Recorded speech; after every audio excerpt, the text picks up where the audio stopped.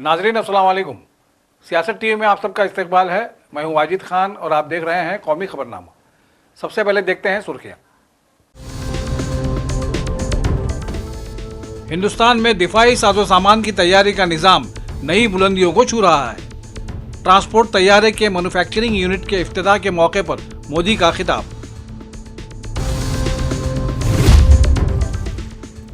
हमारा अगला निशाना मगरिबी बंगाल है। कोलकाता में अमित शाह का खिताब। कहा, हमने हरियाणा जीता है और महाराष्ट्र भी जीतेंगे।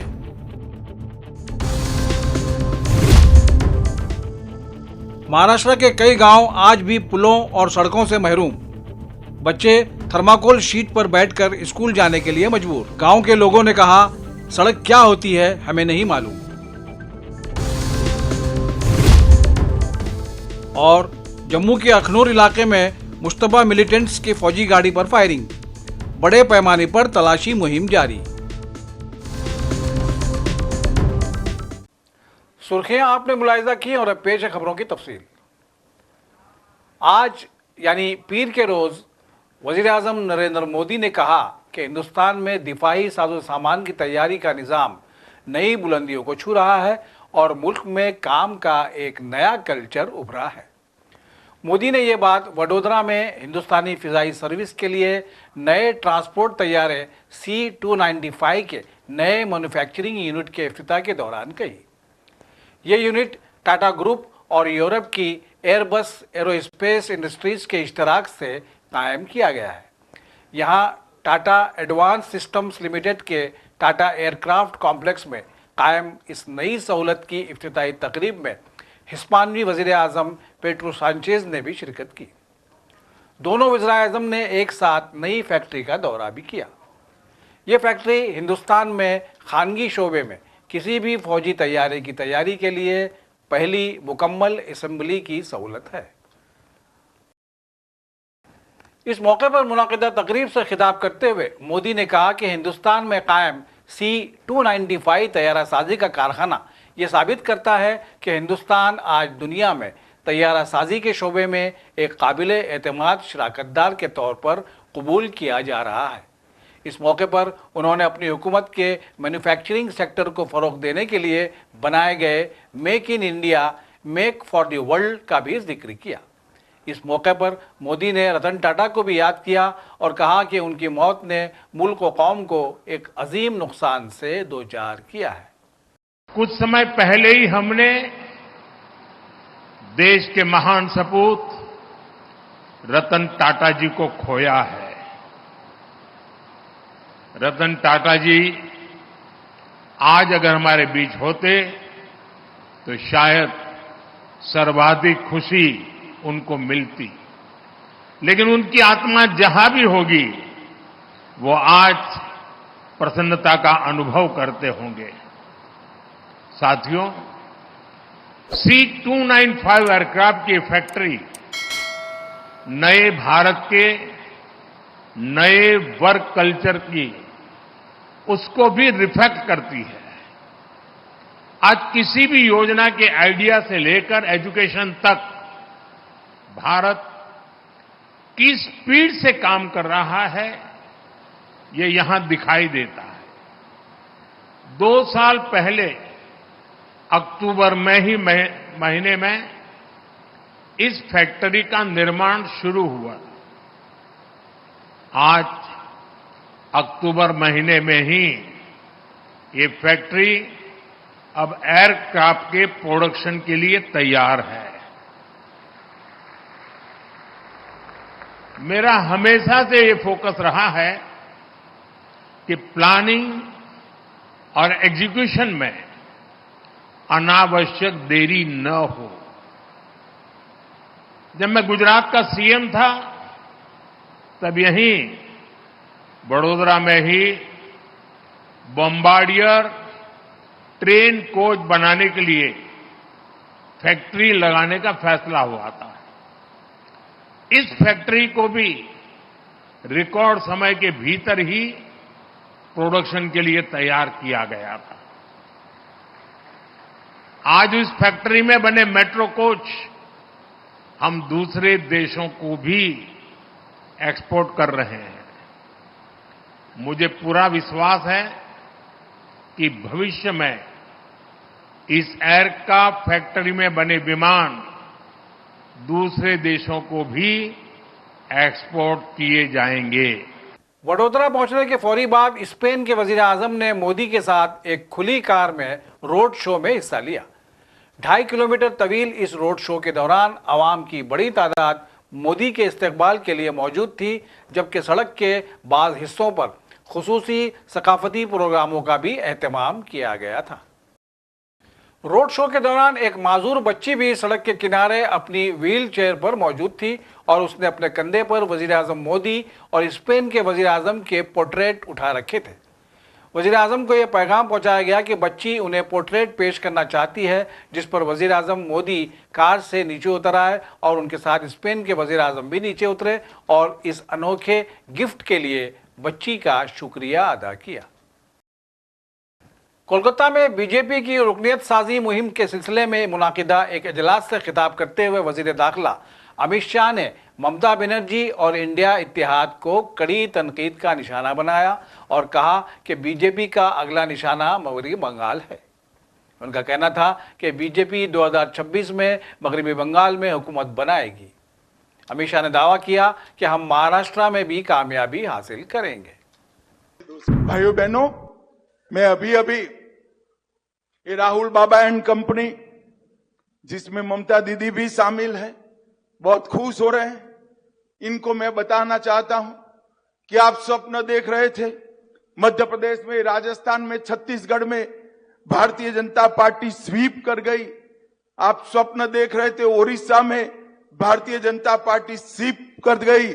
आप अभी स्वप्न देख रहे थे हरियाणा में भारतीय जनता पार्टी ने लगातार तीसरी बार सरकार बनाने का काम हरियाणा में करा। और मैं आज बंगाल के कार्यकर्ताओं को कहकर जाता हूं, महाराष्ट्र और झारखंड में भी भारतीय जनता पार्टी की सरकार बनने वाली। भाइयों बहनों, 2024 के लोकसभा के चुनाव में राहुल बाबा संसद में बोलते हैं कि हमने हरा दिया। मुझे तो मालूम नहीं है राहुल बाबा को उनके साथी भी क्यों नहीं समझाते हैं। राहुल बाबा जो हारता है वो विपक्ष में बैठता है और वो जो जीतता है वो प्रधानमंत्री की शपथ लेता है। इतनी सामान्य बात भी आपको मालूम है। मैं आपको बताने आया हूं इंडिया अलायंस वाले सारे नेताओं को, इस देश में 60 साल के बाद कोई एक नेता के नेतृत्व में कोई भी पार्टी तीसरी बार लगातार सरकार बनाई है तो नरेंद्र मोदी जी के नेतृत्व में भारतीय जनता पार्टी। हम 240 आए हैं, मखौल उड़ाते हो, अहंकार में आ गए हो। राहुल बाबा 14, 19 और 24 तीनों चुनाव का आपका टोटल भी 240 नहीं होता है, आपका टोटल भी 240। और आप जितने साथी हो वो सबका टोटल भी 240 से कम है, मगर उनका तो गणित ही अजीब है। वो कहते हैं कि हम चुनाव जीते हैं, हम चुनाव जीत गए। अब उनको अपने स्वर्ग में रहने दीजिए। भारतीय जनता पार्टी के कार्यकर्ताओं को मैं बताने आया हूं, 2024 के चुनाव में 7 राज्यों के अंदर भारतीय जनता पार्टी को 50% से ज्यादा वोट मिला है। 4 राज्यों के अंदर क्लीन स्वीप हुई है और 4 राज्यों में 90% से ज्यादा सीटें भारतीय जनता पार्टी जीत कर आई है और राज्यसभा में भी हमारा बहुमत हो गया है। भाइयों बहनों, 60 साल के बाद लगातार तीसरी बार कोई एक व्यक्ति को, कोई एक नेता को देश की जनता ने प्रधानमंत्री बनाया तो हमारे नेता नरेंद्र मोदी जी को बनाया है, नरेंद्र मोदी।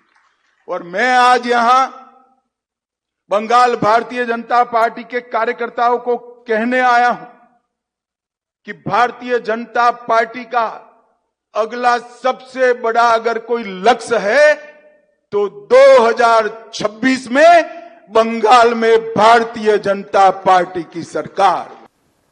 महाराष्ट्र के deputy chief minister Ajit Pawar ने हल्का बारामती से आज अपना पर्चा नामजदगी दाखिल किया है।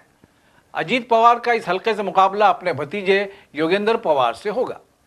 योगेंद्र पवार एनसीपी शरद पवार ग्रुप से उम्मीदवार हैं। अजीत पवार ने पर्चा दाखिल करने के बाद दावा किया है कि रियासत में महायुति की हुकूमत बनेगी। महायुति में बीजेपी के अलावा शिंदे ग्रुप और पवार ग्रुप भी शामिल हैं। महाराष्ट्र में इंतखाबात की धूम है, ताहम आज भी सियासी जमातें महाराष्ट्र के अवाम की बुनियादी मसाइल पर बात करने के लिए तैयार नहीं है। हिंदुस्तान तरक्की याफ्ता मुल्क बनने जा रहा है, मगर महाराष्ट्र में बीजेपी की हमायत से चलने वाली हुकूमत रियासत के अवाम को आज भी बुनियादी सहूलतें फराहम करने से कासिर रही है। रियासत के सैकड़ों गांव जहां पानी जैसी बुनियादी सहूलत से महरूम हैं, तो वहीं कई ऐसे भी गांव हैं जहां नदी और तालाबों पर पुल नहीं है और सड़कें तो उनके लिए महज एक ख्वाब लगती हैं। ये मंजर है औरंगाबाद के गांव भिव धनौरा का, जहां बारिश के बाद डैम से पानी छोड़ने के बायस तालाब भर जाते हैं और कई इलाके पानी में डूब जाते हैं, जिसके नतीजे में बच्चों को स्कूल जाने के लिए इस तालाब में थर्माकोल शीट से बनी हुई शीट से सफ़र करना पड़ता है। ये सफ़र खासा जोखिम भरा है और बच्चों के जान जाने का खतरा है। इसके बावजूद गांव के बच्चे इन शीटों पर बैठकर तालाब अबूर करने के लिए मजबूर हैं। गांव वालों का कहना है कि यहाँ तालाब के उस पार मौजूद 3 गांव के लोग इन शीटों पर तालाब अबूर करने के लिए मजबूर हैं। गांव वालों से जब यहाँ पुल के बारे में पूछा गया तो उनका कहना था कि पुल तो दूर की बात है, गांव में मामूली सी सड़क भी नहीं, जबकि गांव के बेशतर अफराद सड़क के मफहूम से भी वाकिफ नहीं है। ये एक दर्दनाक मंजर है और रियासत के गांवों की तरक्की के हवाले से हुकूमतों की लापरवाही को उजागर करता है। आप लोग अभी यहाँ पानी में हो, कैसे स्कूल जाते हो आप लोग? ऐसे रोज इस तरफ पे जाते ऐसे पानी से ही हो। कोई सड़क का रास्ता नहीं है? नहीं, और कितनी दूर ऐसे पानी में जाओगे आप लोग? बहुत दूर जाना पड़ता है। हाँ, तो सड़क पे मतलब सड़क का रास्ता नहीं या फिर लंबा है वो रास्ता? लंबा है वो रास्ता, बहुत कितना? 2-3 किलोमीटर। अच्छा, तो और इससे लगभग कितना जाना पड़ता है पानी 1 में? किलोमीटर। 1 किलोमीटर ऐसे पानी में डूबी तैर के। हाँ। और ये क्या है जिस पे आप बैठे हो? ये थर्मोकोल का तरफ है। तो नाव वाव नहीं है? नहीं। तो रोज इस पे कौन, आप लोग खुद चला के जाते हो या फिर कौन इसको चलाता है? हम चला के जाते। खुद चला के जाते हो आप? हाँ। डेली। आप ये पानी से ही जाते हो रोज स्कूल? हाँ। कितना देर लगता है लगभग उस साइड तक पहुंचने में? 8-10। उस वहां तक पहुंचने में कितनी देर लगता है? 8-10। आधा घंटा? हाँ। अच्छा, और दोनों टाइम आप खुद चला के जाते हो फिर कोई आपके साथ होता है घर का? खुद चला के जाती। खुद चला के जाते हो। कोई सड़क का रास्ता नहीं है? नहीं। पानी से जाना पड़ता है? हाँ। तो ये पानी किस चीज का, बरसात का या फिर किस चीज का पानी है ये? बरसात का। अच्छा। जायकवाड़ी डैम। अच्छा, ये कई सारे बच्चे हैं ये पानी में जो है इस पे थर्माकोल पे स्कूल जा रहे हैं, क्या वजह है, क्यों ये ऐसे स्कूल जाते हैं? ये वजह जो है कि जायकवाड़ी डैम जब भर जाता है तो हमारे रास्ते में पानी आ जाता है और पानी आने की वजह से हमारा गांव उधर और हमारी बस्ती इधर करके हमारे को ये पानी में से ही 1 किलोमीटर तालाब पे जाना पड़ता है। अच्छा। हाँ। और ये लगभग साल में कितने दिन ये ऐसे भरा रहता है? साल में वहाँ डे नाइट 12 महीने रहता है। 12 महीने भरा हाँ, रहता है हाँ। ये? डे नाइट 12 महीने रहता है। और लगभग कब से ये ऐसे भरा हुआ है? ये अभी 5-6 साल से लगातार भर रहा है। हाँ हाँ। 5-6 साल से लगातार भरता है और कभी कभी 5-5 साल भरता भी नहीं, थोड़ा बहुत भरता है 30%, 35%, लेकिन इस साल वो 2-4 साल से लगातार भर रहा है। अच्छा। खाली पिछले साल नहीं भरा था। अच्छा। पिछले साल 50% था। अच्छा, तो ये बच्चे इस तरीके से स्कूल जा रहे हैं, तो ये स्कूल उधर है या फिर अगर कहीं भी जाना हो तो सड़क नहीं है? नहीं, सड़क तो कैसी रहती है वो तो हमारे को मालूम ही नहीं। हाँ। सड़क बोले तो क्या और कैसी रहती है वो मालूम नहीं। पानी मालूम है, चारों तरफ से हमारे को पानी ही पानी रहता है। हाँ, और लगभग कितने लोग होंगे इस आपके जो आपका ये कस्बा है जिसमें ये लोग जितने लोग यहाँ से परेशान हैं, कितने लोग? यहाँ से तो ई गांव के 200 लोग हैं, लेकिन बाजू के गांव के भी 400 लोग परेशान हैं, जिनको उनको भी तो ना इधर के ना उधर के हो गए, वो भी परेशान है। वो तो इधर आ नहीं सकते क्योंकि उनका गांव तो इधर नहीं है, लेकिन हमारा गांव इधर है। उनका गांव जिधर उधर से भी नदी है, जो दूसरे गांव के लोग हैं उनको उधर से भी एक नदी लगती है। अच्छा। और मतलब आपने प्रशासन शासन से कोई बात की हो, क्यों है ऐसा, कोई इस समस्या का कोई हल निकालने के लिए कोई कुछ कर रहा हो? प्रशासन से तो हमने हर एक प्रशासन के दरवाजे खटखटाए, लेकिन प्रशासन तो कुछ उसकी खाली बोलता देखेंगे करेंगे, लेकिन कुछ नहीं। सब जगह गया। हाई कोर्ट ने भी सुमोटो केस लिया था, ह्यूमन राइट ने भी सुमोटो केस करके डिस्ट्रिक्ट कलेक्टर को ऑर्डर करे थे, लेकिन उसका कोई इम्पैक्ट हो गया नहीं। वज़ीर-ए-आज़म नरेंद्र मोदी ने अपने मशहूर और मारूफ प्रोग्राम मन की बात में डिजिटल अरेस्ट समेत मुल्क में दरपेश बहुत से मसाइल पर बात की। ख्याल रहे कि डिजिटल अरेस्ट ऑनलाइन धोखाधड़ी और जालसाजी का एक नया तरीका है जिसका लोग आए दिन शिकार हो रहे हैं और अपनी मेहनत की कमाई से महरूम हो रहे हैं। वज़ीर-ए-आज़म नरेंद्र मोदी ने अपनी मन की बात प्रोग्राम में डिजिटल अरेस्ट का जिक्र करते हुए कहा कि कैसे डिजिटल अरेस्ट के तहत फ्रॉड किया जा रहा है, लोगों के खून पसीने की कमाई लूटी जा रही है। वज़ीर-ए-आज़म ने आगे कहा कि ये लोग फ़ोन पर ऐसा माहौल बना देते हैं कि आप डर जाते हैं। फ़ोन करने वाले कहते हैं कि ये करो नहीं तो आपको गिरफ्तार कर लिया जाएगा, लेकिन यह सब धोखाधड़ी है।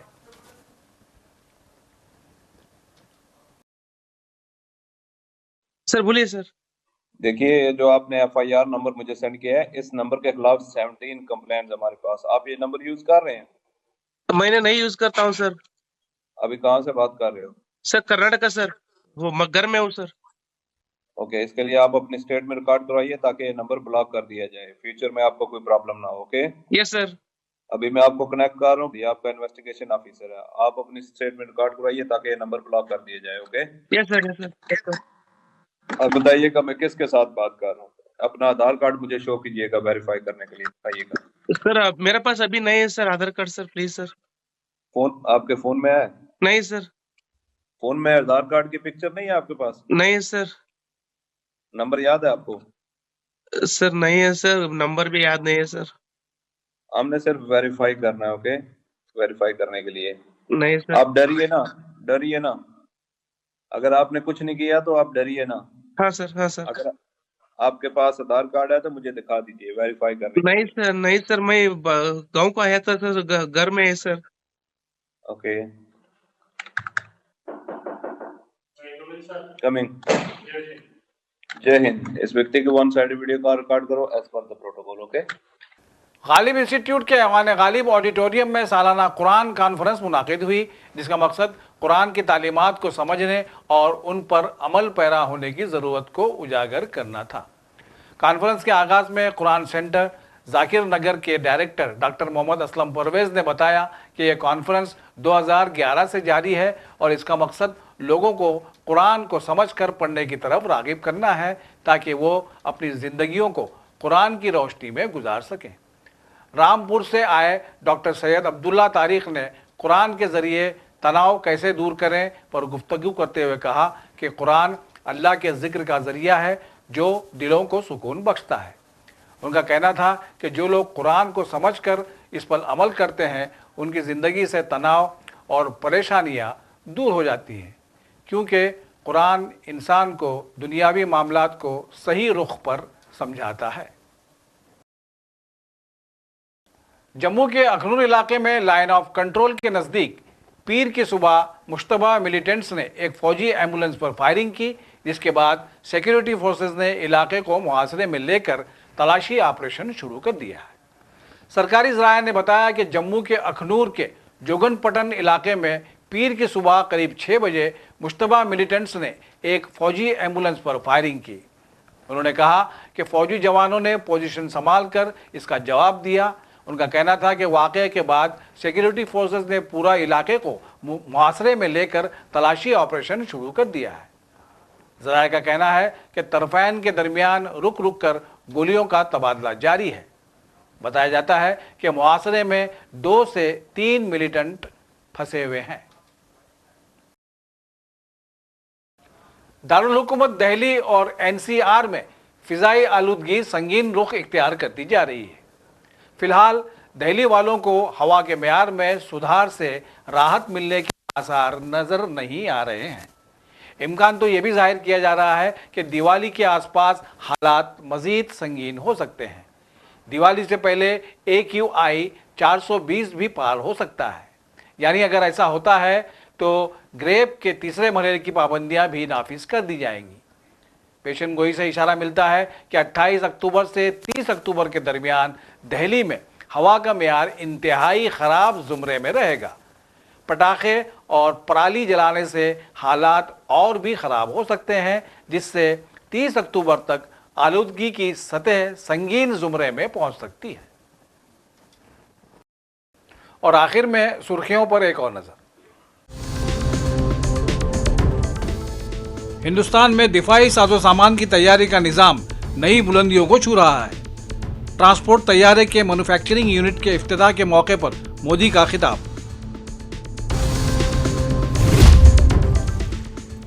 हमारा अगला निशाना मगरिबी बंगाल है। कोलकाता में अमित शाह का खिताब।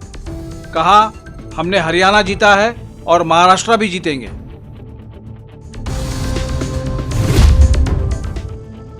महाराष्ट्र के कई गांव आज भी पुलों और सड़कों से महरूम। बच्चे थर्माकोल शीट पर बैठकर स्कूल जाने के लिए मजबूर। गांव के लोगों ने कहा, सड़क क्या होती है हमें नहीं मालूम। और जम्मू के अखनूर इलाके में मुश्तबा मिलिटेंट्स की फौजी गाड़ी पर फायरिंग। बड़े पैमाने पर तलाशी मुहिम जारी। इसी के साथ कौमी खबरनामा यहीं अपने इख्तिताम को पहुंचता है।